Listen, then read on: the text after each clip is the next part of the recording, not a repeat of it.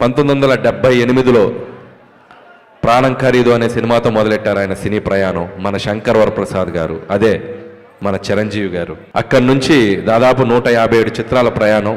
ఆయన టచ్ అయిన జోనర్ లేదు.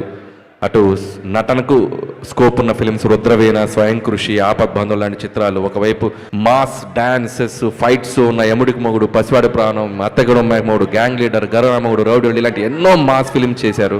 సో ఒక జనరేషన్ని ఒక ఊపిన ఒక స్టార్ మెగాస్టార్ చిరంజీవి గారు. అది అందుట్లో ఎటువంటి సందేహం లేదు. స్టిల్ ఇప్పటికి కూడా మెగా 157 షూటింగ్కి మీ అందరికీ ఆయన స్వాగ్, ఆయన క్లాస్, మెగాస్టార్కి ఒక స్వాగ్, ఒక క్లాస్ ఉంది. అది ఎందుకు చెప్తున్నానంటే, మనం రోడ్డు మీద వెళ్తుంటే ఒక పోస్టర్ చూసి అలా ఆగి చూస్తాం. ఆయన పోస్టర్తో కూడా ఆడియన్స్ని థియేటర్కి రప్పించగలరు.